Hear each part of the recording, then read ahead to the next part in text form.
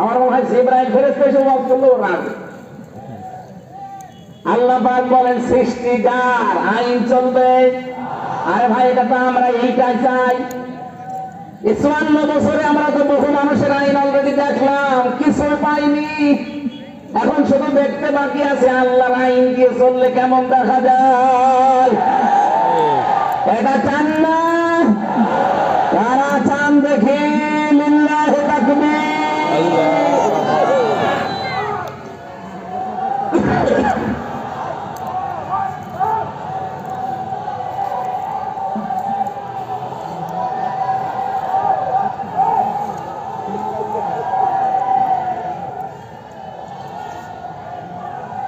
আলহামদুলিল্লাহ।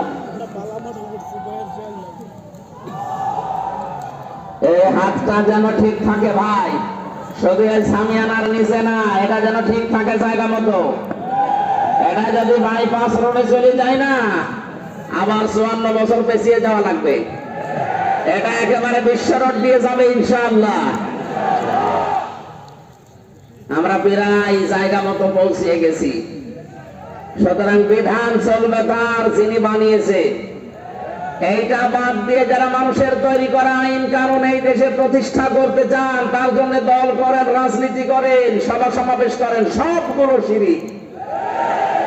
নিয়ে আসেন, কোন হুজুর নিয়ে আসবেন, নিয়ে আসেন। আল্লাহর আইনের বাইরে মানুষের তৈরি করা আইন প্রতিষ্ঠার জন্য যারা কাজ করেন, আপনি শিরক করছেন। আর শিরক করলে আপনি মুশরিক। বলেন, আপনার ঈমান অলরেডি কখন ওই বাতাস বের হওয়ার মতো ভেঙে গেছে। ভাঙা ওযু দিয়ে যেমন নামাজ হয় না, ভাঙা ঈমান দিয়ে জান্নাত পাওয়া। আশা করছি আপনি বুঝেছেন, আমি আর নিচে নামলাম না। এরপরও যদি কেউ না বোঝার ভান করে থাকে, এদিকে আসেন, আসেন, এদিকে আসেন। কানের নিচে এমন জোরে দুইটা দেব, সব বুঝে ফেলবেন। আমার ভাইরা একটু খেয়াল করবে ভাই। এক দলিল আর একটা আছে, সূরা ইউসুফ, এটা 12 নম্বর পারা 19 নম্বর পৃষ্ঠার 7 নম্বর লাইনের 40 নম্বর আয়াতের মাঝে ইনিল হুকমু ইল্লা লিল্লাহ। এটা আর এটা প্রায় একই। বাড়িতে গিয়ে যদি কোনো নম্বর করে আরো মিলিয়ে নেবেন যদি পড়াশোনা করার ইচ্ছা থাকে।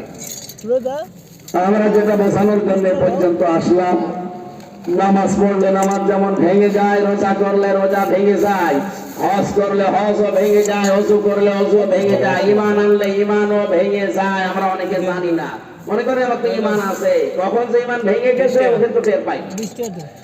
এইজন্য শিরক খুব সূক্ষ্ম জিনিস। এটা যেন আমাদের বিশ্বাস